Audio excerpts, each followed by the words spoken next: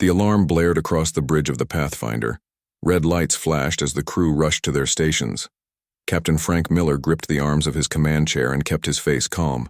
He had trained his whole life for this moment. "Status. Report," he ordered, his voice steady. Officer Jane Cooper looked up from her screen. "3 unknown ships just appeared at the edge of the Tau Ceti system, sir. They're huge. Our scanners say each one is about 20 times bigger than the Pathfinder." The year was 2157. Humans had been exploring space for almost a century. They had found many empty planets, but never any aliens. Until today. Lieutenant Susan Ward, the ship's language expert, stood next to Miller. Her hands shook slightly, but her eyes were bright with excitement. "This is history, Captain," she whispered. Miller nodded. "Let's hope it's the good kind." On the main screen, the alien ships came into view. They looked like giant crystals floating in space. Strange blue energy moved across their hulls like lightning. Even from far away, everyone could feel how powerful they were. Security Chief Alan Blackwood walked up with his hand on his gun. "Orders, sir?" "We stay calm," Miller said. "First contact protocol. Lieutenant Ward, try to talk to them." Ward sat at her station and began sending basic greeting messages in all formats. Math first, then simple pictures, then English. The bridge was quiet, except for the soft beep of computers.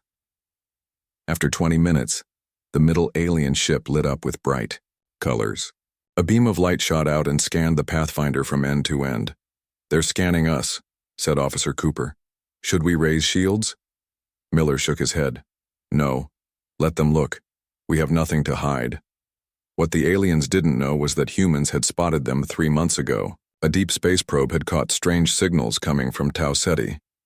Earth Command had been listening, recording, and studying those signals ever since. They weren't sure who these aliens were, but they knew they were coming. The main screen flickered, and a face appeared. It wasn't human. The being had purple skin that looked almost like it was made of thin crystal. It had 4 eyes, each one a different color, and no nose. When it spoke, its mouth didn't move in sync with the words. "Greetings, vessels of unknown origin. I am High Commander Zeth Kara of the Altarian Empire. Your presence has been noted and recorded," Ward whispered to Miller. "The translation is working. Our computers must have processed enough of their language from the signals we've been studying." Miller stood up straight. "This is Captain Frank Miller of the Earthship Pathfinder. We come in peace and friendship." The alien's upper eyes blinked slowly. "Peace is the way of the Empire. We bring order to the stars. Your species will be cataloged and prepared for integration." Miller kept his face neutral, but inside, he felt a chill. Integration didn't sound like the aliens were asking. "We would be honored to learn more about the Altarian Empire," Miller said carefully. "Perhaps we could meet to discuss cultural exchange." Commander Zeth Kara seemed surprised by this response. After a pause, he said, "This is acceptable. Prepare to receive a delegation." The screen went dark. Blackwood moved closer to Miller. "I don't like this, sir. They're too confident." "I know," Miller replied. "But we need to learn everything we can about them." "Ward, what do you think?" She frowned. "The way they talk, it's like they're used to being in charge. I don't think they see us as equals." Miller nodded. "Agreed. Everyone stay sharp. Blackwood, have your security team ready, but keep weapons hidden. Let's not show all our cards." An hour later, a small shuttle left the main alien ship and headed toward the Pathfinder. Miller met it in the docking bay with Ward, Blackwood, and the ship's doctor, Ben Gomez. When the shuttle door opened, 3 Altarians stepped out. They were tall, almost 7 feet, and moved with strange grace. Their skin caught the light like diamonds. The leader wore a complex set of robes with symbols that shifted and changed. "Welcome aboard the Pathfinder," Miller said with a slight bow. The lead Altarian didn't bow back. "I am Diplomat Vreltor. We will now begin standard first contact procedures." The meeting moved to the ship's conference room. The Altarians asked many questions but answered few. They wanted to know about Earth's government, military resources, and technology. They shared little about themselves except to mention that their empire spanned 300 worlds across 12 star systems. Dr. Gomez whispered to Miller, "They're treating this like a job interview where we already failed." Miller kept smiling and being polite. All the while, hidden cameras recorded everything about the aliens, their technology, their behavior, their weapons. Every bit of data was being secretly sent back to Earth. After 3 hours, the Altarians stood to leave. The Altarian Empire welcomes the addition of new species, said diplomat Vreltor. Earth will be granted one standard galactic year to prepare for peaceful integration. We will return with the full diplomatic fleet to complete the process. Once they were gone, Miller called an emergency meeting with his senior staff. They're not here to make friends, he said, pacing the room. They're conquerors. They've done this 300 times before, and they think we're just number 301.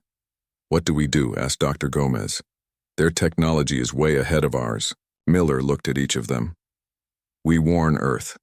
We prepare. And we give them a surprise they'll never forget. A small smile formed on his face. They have no idea what they're dealing with. And that might be our only advantage.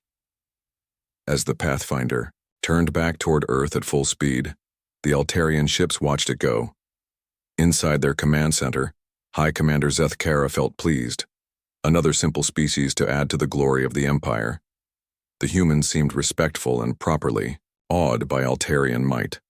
This would be an easy integration. He had no way of knowing he had just met the most dangerous species in the galaxy. The news of the alien contact spread across Earth like wildfire. For 6 months, the planet prepared. Leaders argued about what to do. Some wanted to fight right away. Others wanted to try to make peace. In the end, they decided to meet the aliens first and see what they wanted. They built a special meeting place in Geneva, Switzerland called the Harmony Dome. It was a beautiful round building with walls made of glass that showed the mountains and lake outside. Inside, a large circular table stood in the center, made from wood from every continent on Earth. Admiral Gregory Winters checked his uniform one last time. He was an older man with gray hair and a face that showed years of tough decisions. Next, to him, Ambassador Olivia Martinez adjusted her blue suit. She was younger, but just as serious. "Ready?" Winters asked. Martinez nodded. "As ready as anyone can be to meet aliens who want to take over our planet." The door opened, and 5 Altarians walked in. They seemed even taller on Earth than they had in space. Their leader wore flowing robes that seemed to change color with each step. This was Imperial Viceroy Drathmul, the second highest leader in the entire Altarian Empire. "Greetings, humans," the Viceroy said. His voice sounded almost musical, but cold. "We are pleased you have prepared for our arrival." Everyone sat down at the table, humans on one side, Altarians on the other. News cameras recorded everything for the billions of people watching around the world. "The Altarian Empire brings peace and order to all worlds under our protection," Drathmul began. He touched a small device, and a hologram appeared above the table. It showed hundreds of stars and planets all glowing with the same blue light.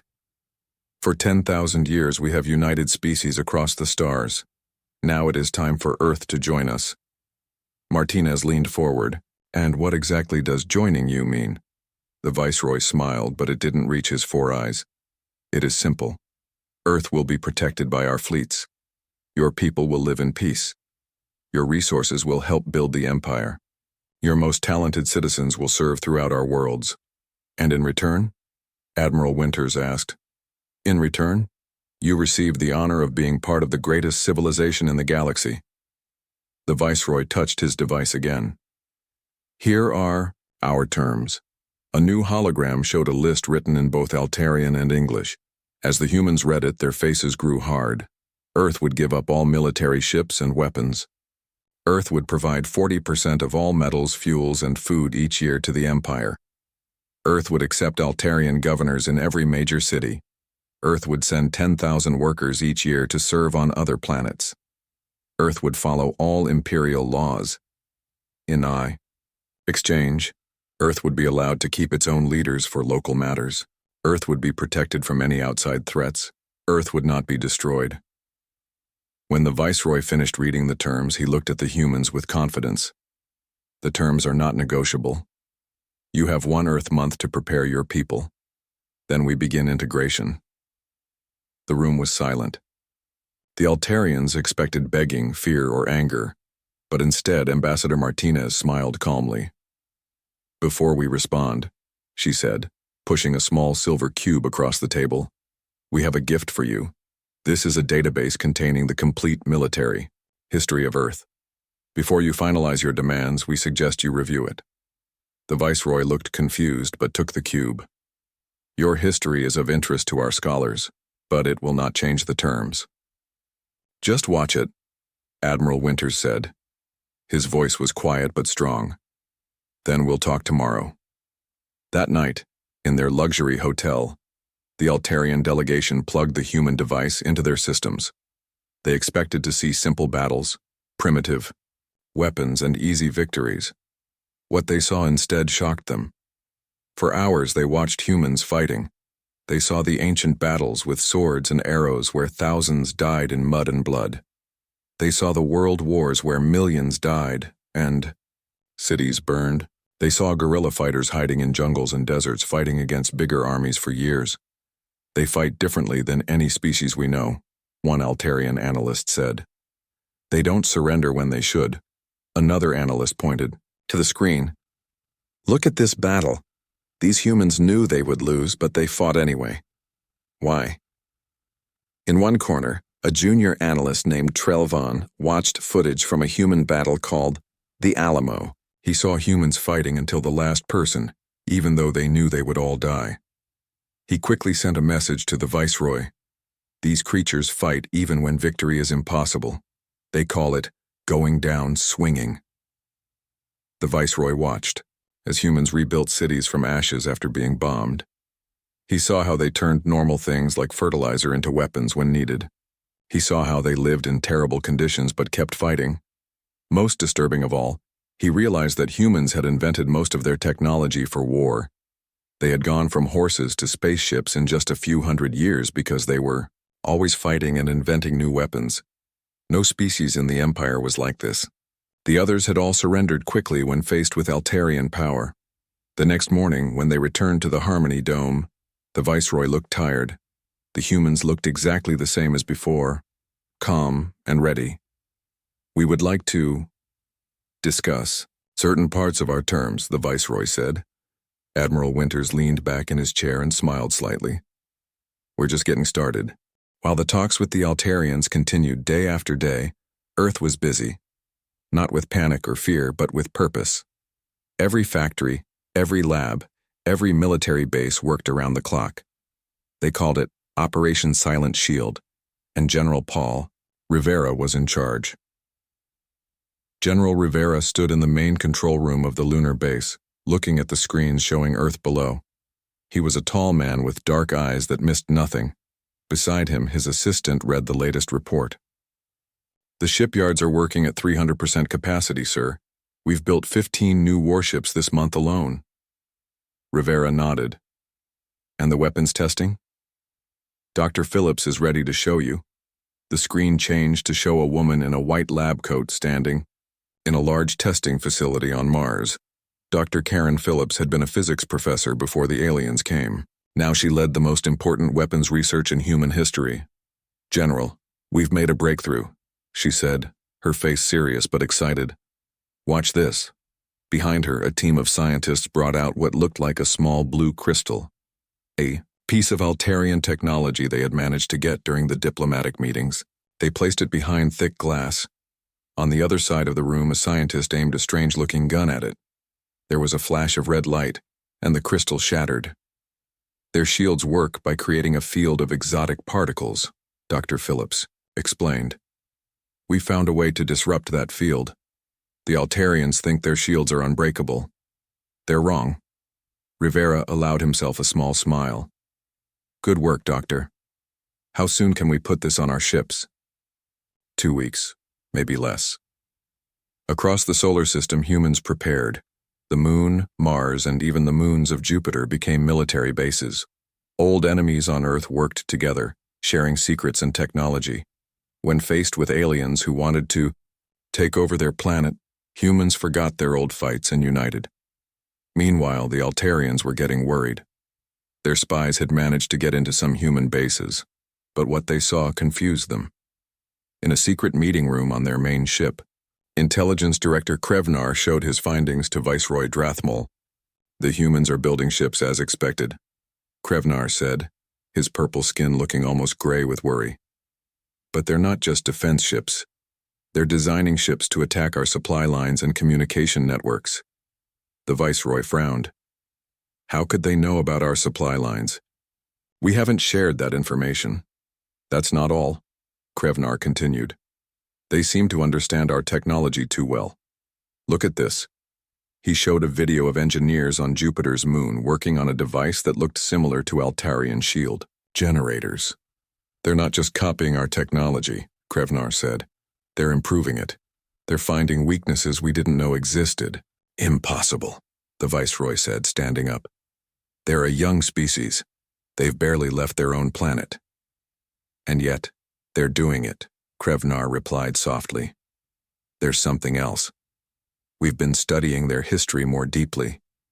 Did you know they went from their first airplane to landing on their moon in just 66 years? It took other species centuries to do that." The Viceroy sat down slowly. "Why are they so different?" "Competition," Krevnar said.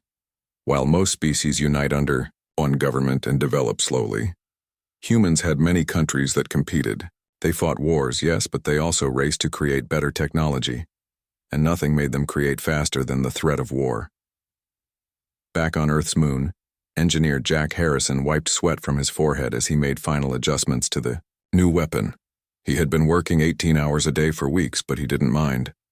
Everyone was doing their part. "Let's test it again," he told his team. They fired the disruptor at a shield made from Altarian technology.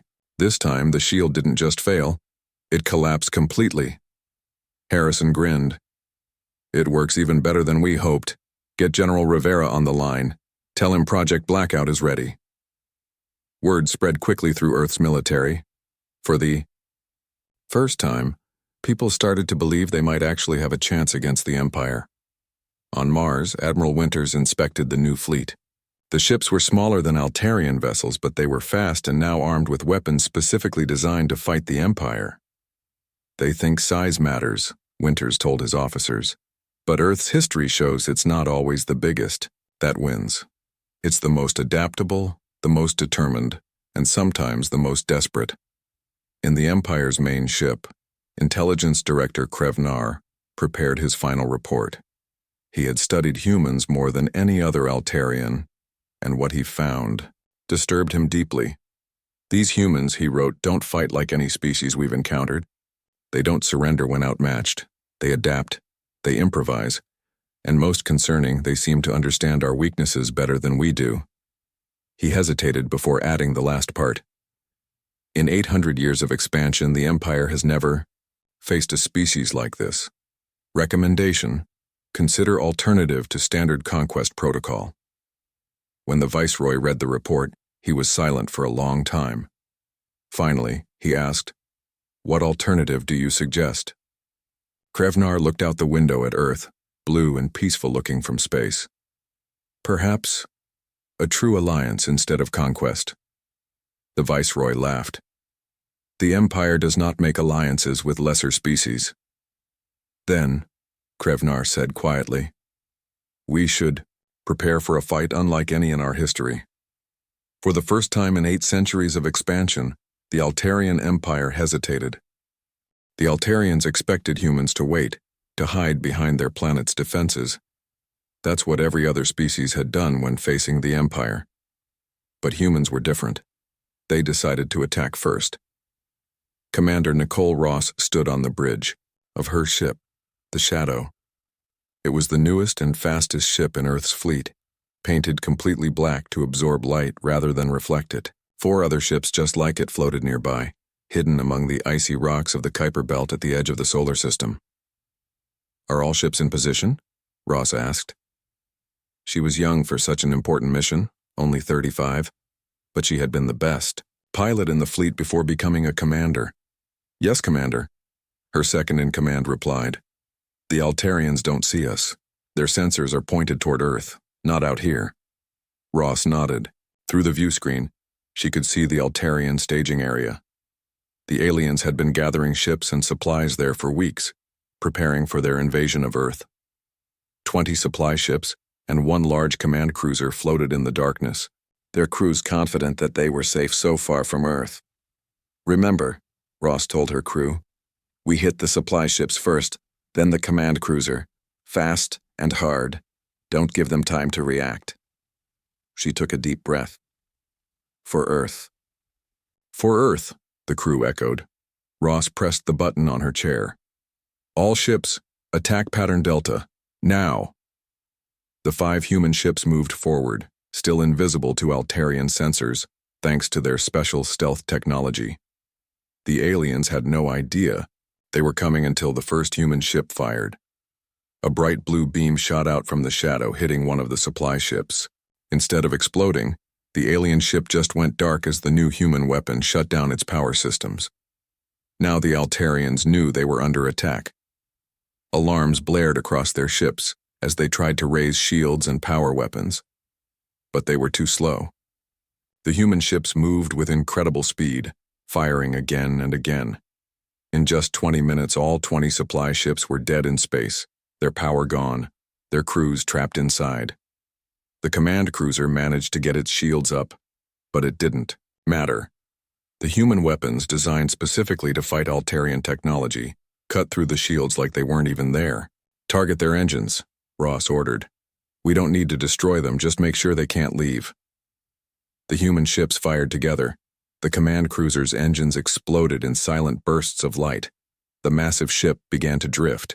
Send the message, Ross said. Her communications officer nodded and pressed a button.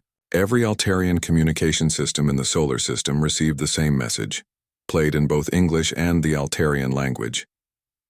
You were warned. Ross looked at the disabled Empire ships floating among the stars. Let's go home. The 5 human ships disappeared into the darkness, heading back to Earth. When the Altarian Emperor heard about the attack, he was furious. No species had ever dared to attack the Empire first. It was an insult that could not be tolerated. Send the battle group, he commanded. Show these humans what happens when they challenge the Empire. 3 days later, 27 massive Altarian warships entered the solar system. Each one was a floating city of weapons and soldiers. They headed straight for Earth, ready to end this rebellion before it truly began. Admiral Winters waited for them near Mars orbit. The human fleet looked tiny compared to the Altarian ships, just 40 smaller vessels spread out in a defensive formation. All ships, remember your training, Winters said over the radio. They're bigger, but we're faster. Use the tricks we practiced. Don't try to match them head on. The Altarian commander, Lord General Dreth, looked at the human ships with contempt. Pathetic, he said to his officers. They send toys to fight our warships. This will be over quickly. He raised his hand. All ships, advance and destroy. The space between Mars and Earth became a battlefield like none before in human history. The Altarian ships moved forward in perfect formation, firing their powerful weapons. But the human ships didn't form a line to meet them. Instead, they scattered, moving in patterns that seemed random but were actually carefully planned. Winters watched from his command ship. Now, he said. Operation Hornet's Nest. 5 human ships flew directly at one Altarian warship. The alien vessel fired, destroying 1 human ship. But the other 4 flew past the warship's main weapons and attacked from behind, targeting the engines with their special disruptors. The massive Altarian ship lost power and began to drift. Across the battlefield, human ships used the same tactic again and again. Sometimes they used Mars itself, hiding behind the planet and then attacking when the Altarians came around. Other times they would pretend to retreat, then turn and attack when the aliens followed. Earth ships were destroyed too. Bright explosions marked where brave crews gave their lives. But for every human ship lost, the Altarians lost one of their larger vessels. On the 3rd day of fighting, Lieutenant Daniel Wright's ship was hit. As his ship broke apart, he managed to launch an escape pod. The pod drifted through the battle, until an Altarian ship picked it up, thinking it might contain valuable human officers. Inside the alien ship, Wright pretended to be badly injured. When the guards weren't looking, he placed a small device on a computer terminal. The device began copying everything in the Altarian database. When the battle finally ended, 14 Altarian warships had been destroyed, and the rest retreated, in disorder. The human fleet had lost almost 40% of its ships, but Earth was still safe, and they had won their first victory. In a medical bay on Mars, Wright handed a small data core to Admiral Winters. "I found something important, sir," he said. A message from an Altarian commander to their high command. Winters read the message and smiled grimly. It said, "These humans don't fear death like civilized beings should. They embrace it when necessary. I don't know if we can defeat such creatures." "Send this to all Earth command centers," Winters ordered. "The Empire is starting to understand what they're facing." 6 months after the Battle of Mars, Earth's long-range sensors detected something that made everyone's blood run cold. The full might of the Altarian Empire was coming. Over 500 warships, the largest fleet ever assembled in Imperial history, had entered the edge of the solar system. Admiral Winters stood in the Earth Defense Command Center, looking at the holographic display showing the massive alien fleet. His face was tired but determined. "Get all civilians to the underground shelters," he ordered, "and tell all ships to prepare for battle." Around the world, people hurried into huge bunkers built deep under mountains and cities. Children cried as parents tried to stay calm. Everyone knew this might be the end of human freedom, maybe even the end of human life on Earth. But the Imperial fleet didn't advance. It stayed at the edge of the system, just watching. Then a single small ship broke away from the fleet and headed toward Earth.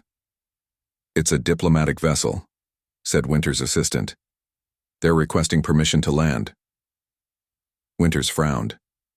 "After everything, now they want to talk? Let them come. But be ready for anything." In the Geneva Harmony Dome, where the first meetings had taken place, the United Earth Council gathered once more. The glass walls showed dark clouds outside, as if nature itself knew how serious this moment was. The doors opened, and instead of a simple delegation, Imperial High Commander Zeth Kara himself walked in. He was taller than the other Altarians, his crystal skin almost white instead of purple. Behind him came 6 guards with weapons that could destroy the entire building. "We did not expect to see you personally, High Commander," said Winters. Zeth Kara sat down at the table, his 4 eyes looking at each human carefully. "What has happened between our peoples deserved my personal attention." For a moment, the room was silent. Then the High Commander began to speak. "We have conquered 300 worlds," he said, his voice deep and clear. "And none have fought as you have. Our analysts have studied your history thoroughly now. You are the only species we've encountered who developed weapons specifically to use against your own kind. The only species whose technological advancement accelerated during wartime. The only species who, when faced with destruction, chooses to ensure mutual destruction rather than submission." The humans watched him carefully, not showing any emotion. "The Imperial Court has made an unprecedented decision," Zeth Kara continued. "The Empire will withdraw from this system and establish a neutral zone between our territories. In exchange, we ask only one thing: that you remain within your borders for the next century." The humans looked at each other in surprise. This was not what anyone expected.